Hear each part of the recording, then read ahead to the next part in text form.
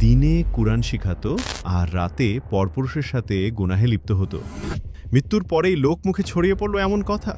কি এমন গোপন পাপে জড়িয়ে পড়েছিল হাফেজে কোরআন শিক্ষিকা? কেন কবরে ফোনা তুলেছিল বিষধর সাপ বিচ্ছু? সবাই তাকে হাফিজে কোরআন, নেককার, আল্লাহর বান্দি হিসেবেই জানত। তাহলে কেন এই মর্মান্তিক পরিণতি? আপনার পরিচিত কারো সাথেও ঘটতে পারে এমন কিছু। বিস্তারিত শুনুন শেষ পর্যন্ত। ফজরের নামাজ পড়ে সকালে কবরস্থানের দিকে যাচ্ছিল আব্দুর রহিম। সে একজন গোরখোদক, মৃত ব্যক্তির জন্য কবর খোঁড়েন। এলাকার প্রতিটি মৃত্যুর পর কবর খোঁড়ার কাজ সে একাই করত। আজ সকালেও খবর এলো মহল্লার এক তরুণী মৃত্যুবরণ করেছে। সরঞ্জাম গুছিয়ে বেরিয়ে পড়লেন আব্দুর রহিম। কিন্তু কবরস্থানে পৌঁছে নির্ধারিত জায়গায় যখন খনন করতে গেলেন, তখনই এক অদ্ভুত অস্বস্তি গ্রাস করল তাকে। মনে হচ্ছিল যেন কিছু অস্বাভাবিক ঘটতে যাচ্ছে। তার সারা শরীর কেঁপে উঠল এক অজানা শঙ্কায়। মনে হচ্ছিল দু পায়ে যেন ভারী পাথর বেঁধে দেওয়া হয়েছে। তাকে আগেই জানিয়ে দেওয়া হয়েছিল মৃত তরুণী একজন হাফিজে কোরআন। তাই পরিবারের পক্ষ থেকে বলা হয়েছিল যেন দ্রুত কবর খনন শেষ হয়, যাতে দাফন বিলম্ব না হয়। আব্দুর রহিমের বয়স আনুমানিক ৩৫ থেকে ৪০-এর মধ্যে। মেয়েটির মৃত্যু সংবাদ শুনে আব্দুর রহিম বললেন, ইন্না লিল্লাহ ওয়া ইন্না ইলাইহি রাজিউন। নিজেই বলতে লাগল, হে আল্লাহ, আমি বিশ্বাস করি এই মেয়ে ছিল তোমার এক নেক বান্দি। আমার সৌভাগ্য আমি তার কবর খুঁড়তে পারছি।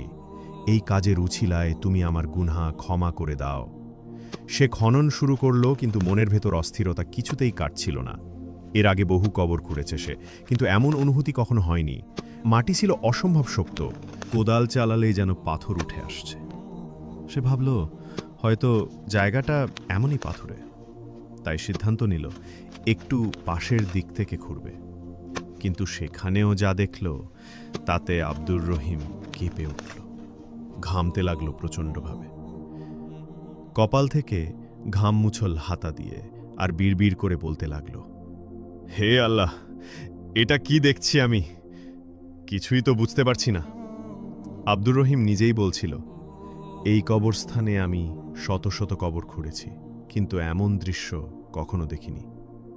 তার বুকের ধড়ফড়ানি বেড়ে যাচ্ছিল। ভয় চেপে বসেছিল পুরো শরীরে। গভীর শ্বাস নিতে নিতে সে একপাশে বসে কপালের ঘাম মুছছিল। সময় যেন থমকে গিয়েছে।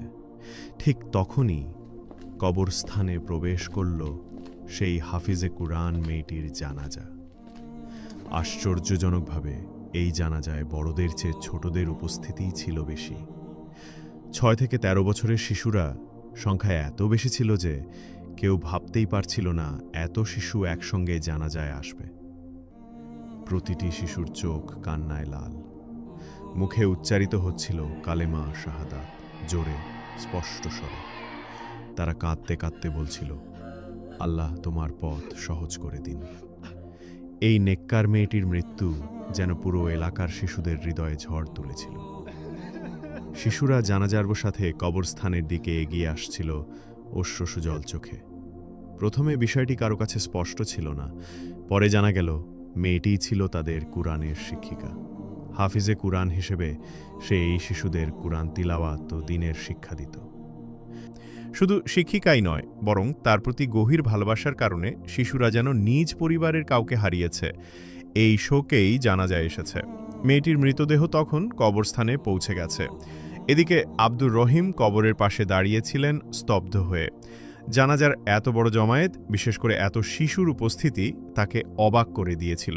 সে নিজেও ভাবছিল, এই মেয়েটি নিশ্চয়ই খুবই পরহেজগার, নেককার, না হলে জানাজায় এমন ভিড় হতো না। কিন্তু তখনও তার ভিতরটা কাঁপছিল। কবরের ভেতরে কিছু যেন ঠিক নেই, এই চিন্তায় সে অস্থির হচ্ছিল। তার মুখ থেকে শুধু বের হচ্ছিল আস্তাগফিরুল্লাহ, আস্তাগফিরুল্লাহ। মেয়েটিকে যখন কবরে নামানো হচ্ছিল, তখন হঠাৎ মাটি কেঁপে উঠল। মনে হচ্ছিল মাটির নিচে কিছু আছে। লোকেরা ভয় পেয়ে গেল। ঠিক তখনই এক বিশাল কালো ২ মুখওয়ালা সাপ বেরিয়ে এলো কবর থেকে। সরাসরি মৃতদেহের দিকে এগিয়ে আসছিল, যেন কামড়াতে যাচ্ছে। লোকেরা আতঙ্কে চিৎকার করে উঠল। সঙ্গে সঙ্গে মৃতদেহকে কবর থেকে তুলে আনা হলো। সাপটি কবরেই ঘুরতে লাগলো। শুধু সাপই নয়, সঙ্গে ছিল বিষাক্ত বিচ্ছুও। এই দৃশ্য দেখে সবাই শিউরে উঠল। চারদিকে চিৎকার, সাপ, সাপ বেরিয়ে এলো কবর থেকে। মানুষ বলছিল, এ তো হাফিজে কুরআন মেয়ে ছিল, তাহলে এমন ভয়ানক শাস্তি কেন? সে তো শিশুদের কুরআন শেখাতো, দ্বীনের পথ দেখাতো। কি এমন গুনহা করেছিল যার কারণে কবর থেকেই সাপ আর বিচ্ছু বেরিয়ে এলো? মানুষের মধ্যে কানাঘুষো শুরু হলো। জানাজায় যারা এসেছিল তারা কেউ কবরের কাছে এগিয়ে যেতে চাইল না। মেয়েটিকে দাফন করবে কে? শেষমেশ আব্দুর রহিমকে বলা হলো, তুমি আরেকটা কবর খুঁড়ো। আব্দুর রহিম দ্বিতীয় কবর খুঁড়তে শুরু করলেন, কিন্তু এবারও একই দৃশ্য। কবরের মাটি খুঁড়তেই বেরিয়ে এলো বিষধর সাপ আর বিচ্ছু। তখন উপস্থিত দুই ব্যক্তি সিদ্ধান্ত নিলেন তাদের এই ঘটনা একজন আলেমের কাছে তুলে ধরা উচিত। তারা ছুটে গেলেন এলাকার এক বিখ্যাত আলেমের দরবারে। সে সময় আলেম সাহেব খানকায় বিশ্রাম নিচ্ছিলেন। যদিও